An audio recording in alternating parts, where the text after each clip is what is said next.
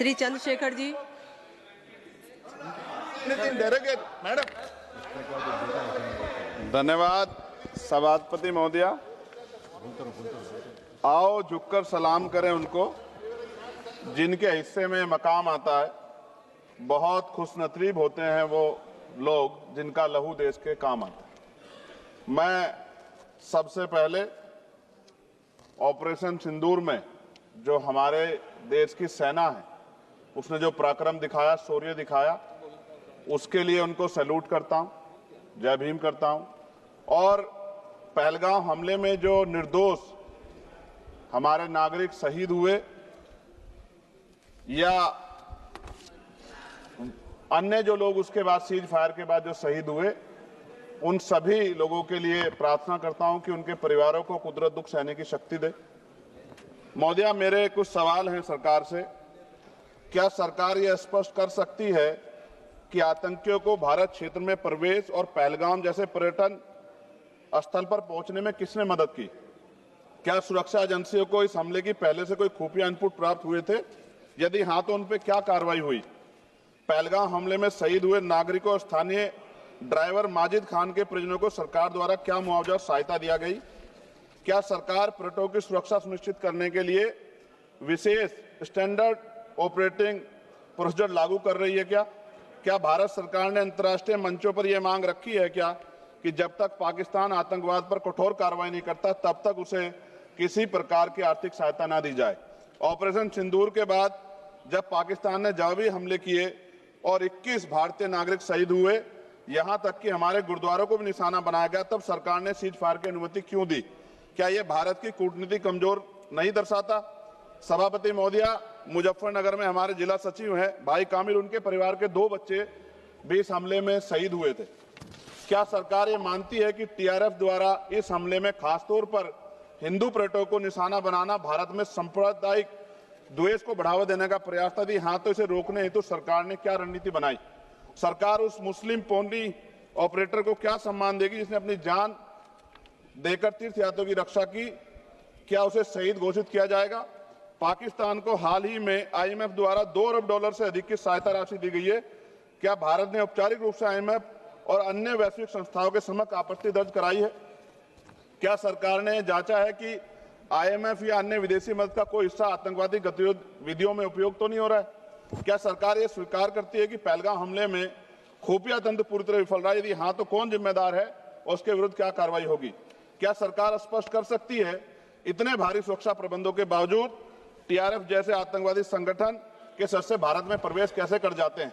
क्या सरकार ये बताएगी पहलगाम जैसे संवेदनशील क्षेत्र में सुरक्षा समीक्षा अंतिम बार कब की गई थी और उसमें क्या कमियां चिन्हित की गई थी?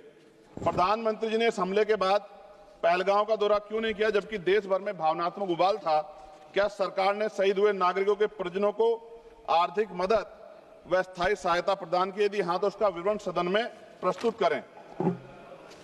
महोदया, सरकार के लोग सेना के सम्मान की बात करते हैं।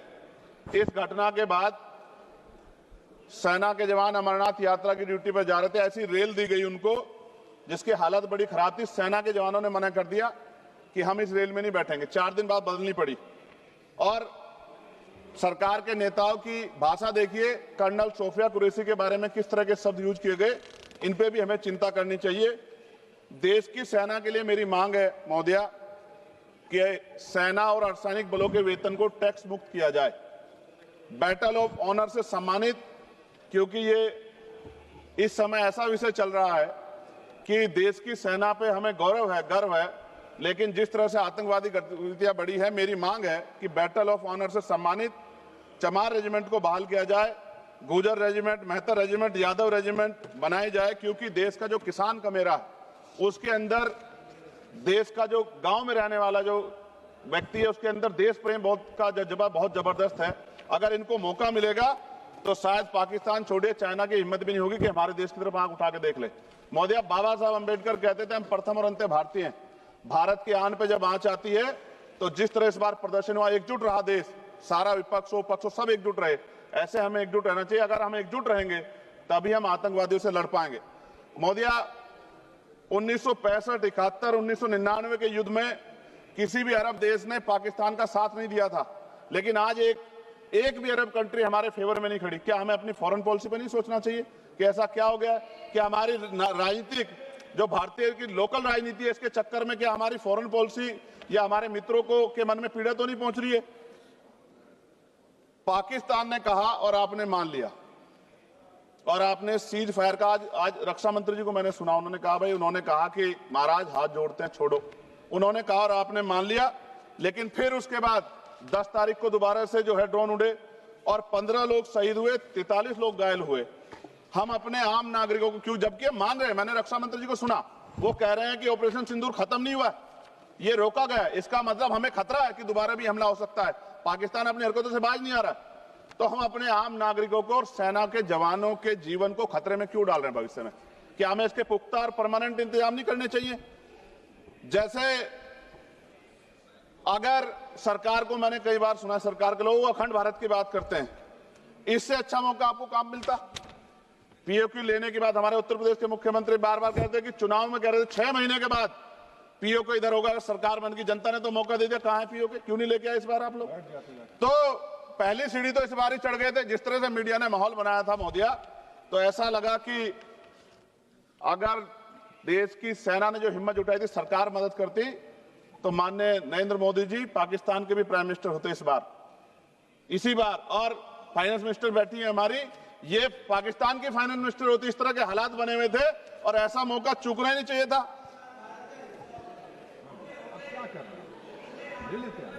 ले लेते, इससे अच्छा मौका किसे कैसे मिलता? पूरा देश एकजुट था। मोदी, मैं खत्म करूंगा, पूरा देश एकजुट था, इससे अच्छा मौका कहां था? लेकिन अब अमेरिका में बैठ के कोई देश के फैसले कर ले तो देश की गरिमा पे, संप्रभुता पे बहुत बड़ा हमला है। इसको हमें समझना चाहिए, हमें समझना चाहिए किसी की हैसियत नहीं है। भारत दुनिया में इकलौता ऐसा देश है जिसका कोई मुकाबला नहीं कर सकता है। यहाँ का 140 करोड़ देशवासी एकजुट खड़ा है और सबको जवाब दे सकता है। मोदी, आज खत्म करते हुए कहूंगा, अमरनाथ की यात्रा आ रही है अगस्त के फर्स्ट वीक में, चल भी रही है, नहीं चल रही। अनुराग भाई, आपको बोलने का मौका नहीं दिया, आप ये नाराजगी मेरे ऊपर मत उतारो, आप लड़ो ना उनसे, आप लड़ो चेयर से, मुझे काहे को करना। खत्म हो रही है अमरनाथ की यात्रा, खत्म होने वाले, सुरक्षा के पुख्ता इंतजाम होने चाहिए और दोबारा ऐसी कोई घटना ना हो। लेकिन अंत में महोदय मैं कहूंगा, आम लोगों की जान भी गई, क्या सरकार ने उन परिवारों को मुआवजा दिया है? क्या उनके जीवन का कोई मूल्य नहीं? जिन्होंने अपने परिवार खोए, जिन्होंने अपना घर का बेटा, पति, घर का कमाने वाला खो दिया, उनका भी तो अधिकार बैठता है। सरकार ने क्या मुआवजा दिया, इस बात की जानकारी भी सरकार को पटल पर रखनी चाहिए, सामने रखनी चाहिए। और अंत में मैं धन्यवाद दूंगा भारतीय सेना को और भारत के का जो प्यार है कि पाकिस्तान और आतंकवादियों के भरसक प्रयास था कि यहां सांप्रदायिकता का माहौल बन जाए, लेकिन देशवासियों ने समझदारी दिखाई।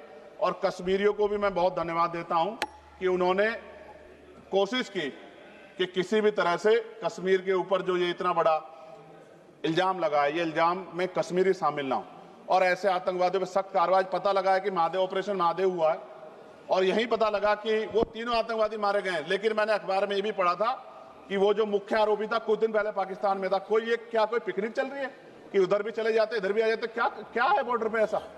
ये बताना चाहिए ना देश को।